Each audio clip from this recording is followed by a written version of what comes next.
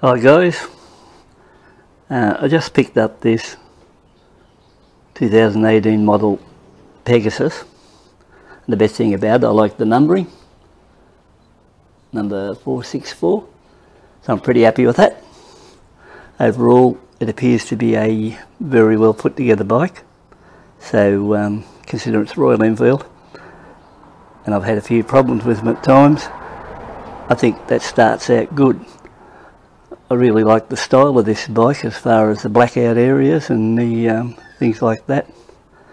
So we've got a nice horse and on the tank. The emblem there is really smart, looks like pretty well made. So we go down onto the front wheel, we get our blacked out rims, blacked out on the headlight casing, naturally the motor, exhaust, work our way there. This idea of the saddle, the filter box with the strap on it, well, I had a limited edition Dispatch 3 years back and it had the same sort of strap, so that's pretty good. I really like these saddlebags. They look a lot bigger when you see them in when you see this bike on the internet and in photos, but when you get up to them, they're not what you call overpowering, so they're alright. Maybe because I've got the seat still on, the solo seat still on the bike, which probably won't be there much longer. Once that's removed, I'll probably bulk up a bit.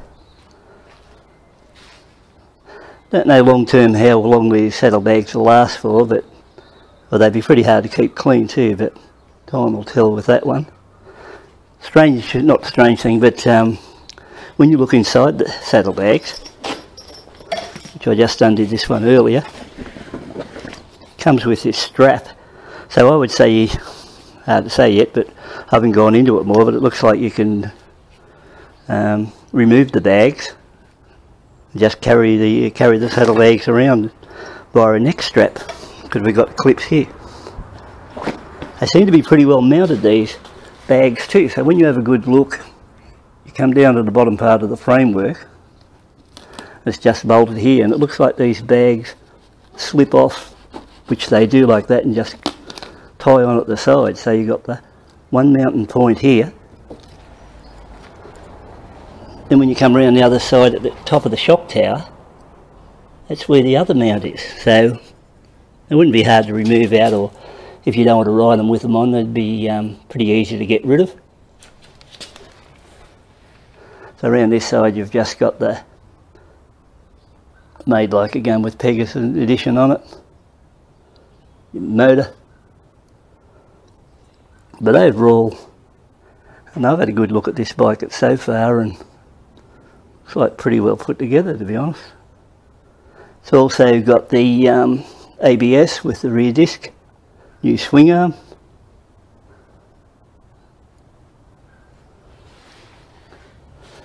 and ventilated disc. So it appears Royal Enfield's trying. So on this side of the tank, once again, we've got the big serial number, and I really like this. It really looks smart on it. You've got the badging there. Can't see any real improvement on the bike compared to the one I bought 5 months back, but sometimes they upgrade bike month by month and you can pick something out, but everything looks about normal on this. Naturally get the screw-on cap, like that one too. I like it much better than the flip cap. And instrumentation, well, just typical Enfield. You get the brown grips, blacked out handlebars.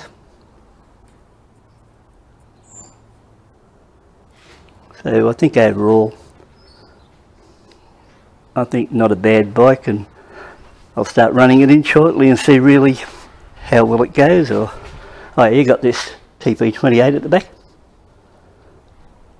But I think it looked better without that seat. All I've got to do is, first, before I go riding it, I want to get rid of the factory spark plug and then go to an EGK BPR 6ES.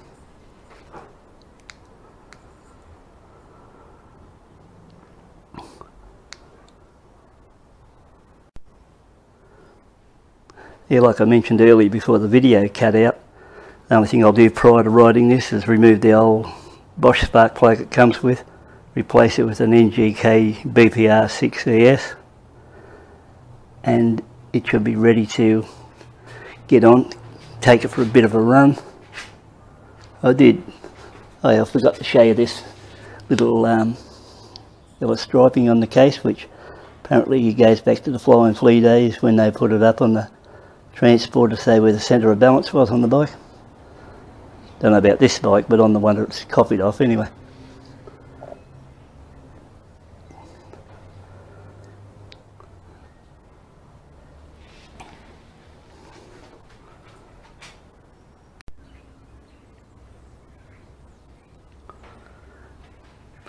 Anyway, that's a rough look at me new Pegasus, and hopefully we'll get some ride report shortly. No, it's even got the soul sticker on it too. So when you look at it, overall, what's it say now? Made like a gun. But the big question is it a very good gun? So anyway, that'll be decided. I had plans on, well, I've actually got a 650 Interceptor on order in chrome, and it was due next month, and I was going to put this 500 Pegasus against the Interceptor and do an overall ride report on both bikes, but I was told there's been a bit of delay now in the Interceptor, and it may not come out till November. So if that's the case, that buggers that idea of doing a comparison between both bikes, even though one's only a 500, this one's only a 500 single and the other 650 twin, and the other one develops twice the power. Well, I was looking at the 650 as a new release and most likely have a few dramas or problems, where this one is sorted out after coming out in 2009. And if you look back at this bike now from a 2010 model C5, well, apart from the colour, it'd look almost exactly the same, or it would look exactly the same, except the first one sort of ran without the kickstart. And that's the one thing I don't like about the new 650. I would like to have seen it with a kickstart just for a bit more of that classic look, but I suppose you can't have everything. But I really do like to stamp it. I think that's its best point, because really looks, the best thing about one of these bikes, if you see them, or if you're viewing in front of it like I am now, they really look like an old bloody bike, and that's the thing I like about it. Out of all the bikes I've had so far in these Enfield range, this looks the oldest. I mean, I had the 215 Dispatch, and it looked fairly old, but this one here would run rings over the Dispatch as far as something looking like you could get off it and some bastard would come over to you and say to you, "Shit, how long you had that bike for?" Oh, I don't know what I'd say as I get off with my fucking walking stick and get over the bit. Jokes aside, just for purchase price, and although they're not cheap in Australia at 10 grand, but for what you get, it's a lot better than buying one what I thought about and just painting it myself, because I would never been able to equal this paint job anyway. So, and even if I could have, well, I may have been able to equal the paint job, because, well, I could have, yeah, because I painted this car here and there's nothing wrong with that. So I could have actually painted the car if I wanted to.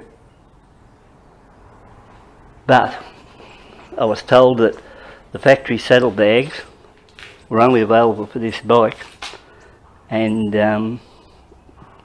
I wanted those saddlebags. So, and the funny thing about it, I don't like riding bikes with saddlebags on it. So, you've also got the 1944 on the bags, Pegasus badge. So, yep, overall I'm happy with this bike. So, like I said, when I do a ride report, it'd be no different than any of the other ones, because it's exactly the same, but we'll see how things go.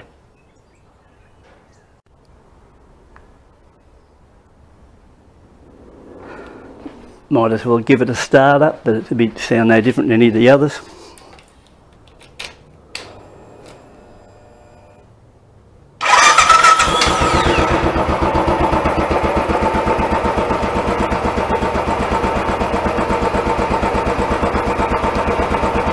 Actually sounds pretty quiet for one of these, like as far as there's no engine rattling or something, but that may change as time gets going. Like, but at this stage it sounds a fairly quiet motor.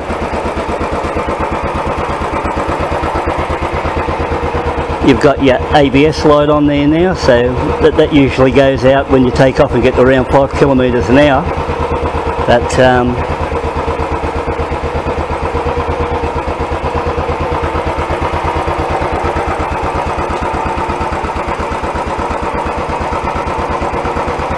yes, I think overall could be an interesting bike to ride, and I'm looking forward to running it in. Anyway, thanks for watching.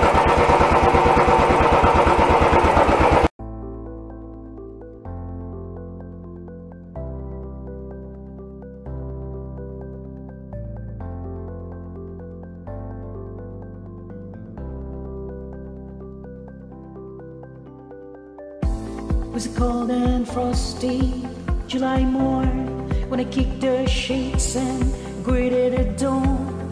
Grabbed my jacket and badge hat too and headed off on my tri-state to 500cc of just raw power.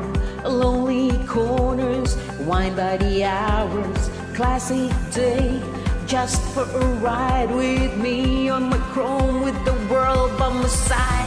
The world thumper shoe, but no flat out and fifth as the taco flows. The 5-day tingle and run the bars, my hands near numb and still no cars. The needle sits on a steady 8-0, the flickers back to a 2 and a fro. I bank her deep into a hairpin bend, scrape the banks, but it's not the end. Drop down to a lower gear, hit the throttle and green with fear. I crank her over, then power her on, scrape the tube, but nothing wrong. Back up again and on the straights, power her on, then set her straight. There's no place I think I'd rather be than chill in the country on a 500cc. 500cc.